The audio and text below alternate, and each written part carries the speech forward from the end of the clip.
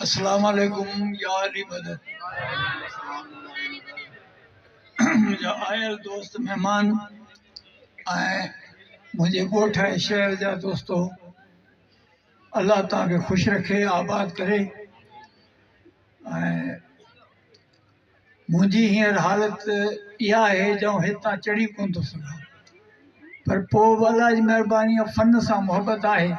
जीअं मनान चयो त ड्रामे में कमु कंदे मुंहिंजो कंदुसि।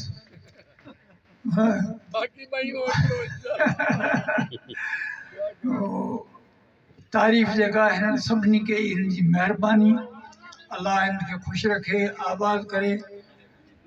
बसि जेसी ताक़त हुई तेसि ताईं सभु कुझु कयोसीं, ॾिठोसीं। हाणे ताक़त न आहे त बसि घर वेठा आहियूं। ख़ैरु कंदो इंशाअल्लाह ताला। जे सिहत सुठी रही त पोइ वरी बि स्टेज कंदासीं, मंझंदि में कंदासीं, ॿिए पासे बि कंदासीं। बाक़ी साईं मोहम्मद मूसा वटि आउं पढ़ियुसि। साईं मोहम्मद मूसा असांजो प्यारो उस्तादु हो, तमामु प्यारो।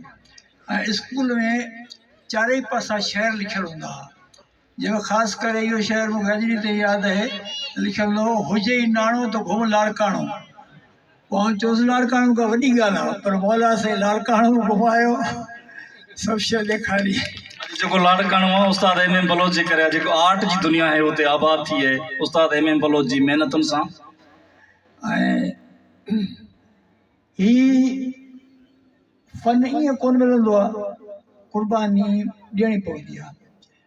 पर आउं पढ़ंदो हुउसि हुन में, साईं मोहम्मद आरिफ मल्लाह हेड मास्टर हो स्कूल जो, उहो ड्रामा कंदो हो। उन जा ड्रामा ॾिसी आउं कॉपी कंदो हुउसि, वञी घर माण्हुनि खे ॿारनि खे खिलाईंदो हुउसि।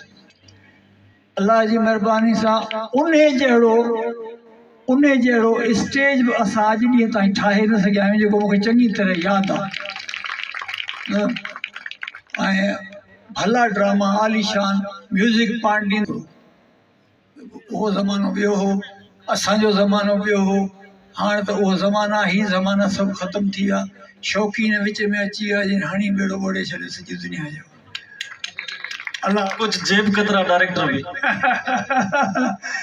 बसि हाणे तूं चई सघंदो, तुंहिंजो उस्तादु आहे उहो चवांसि। न उस्तादनि जे लाइ नथो चवां, जेको हींअर सिस्टम हले थो। अल्लाह तव्हांखे ख़ुशि रखे, आबाद रखे।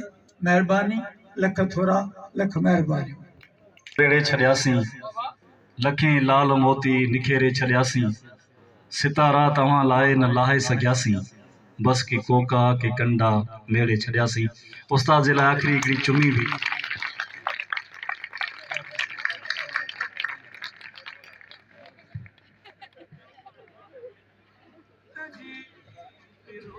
ॿिनी दोस्तनि खे गुज़ारिश आहे, महिमाननि खे पहिरीं जाइ ॾियो। हा ही कुझु आहिनि खोड़ पीरल बाबा ही ढांचो वज़ीर केॾांहुं वियो। महिमाननि खे पहिरीं रशीद हितां कुर्सियूं लाइ महिमाननि खे सवलो करे विहारियो। मां हिन पिंडाल में वेठल दोस्तनि हाजी मोहम्मद सलीम मेमण साहब, वहीद अंसारी साहब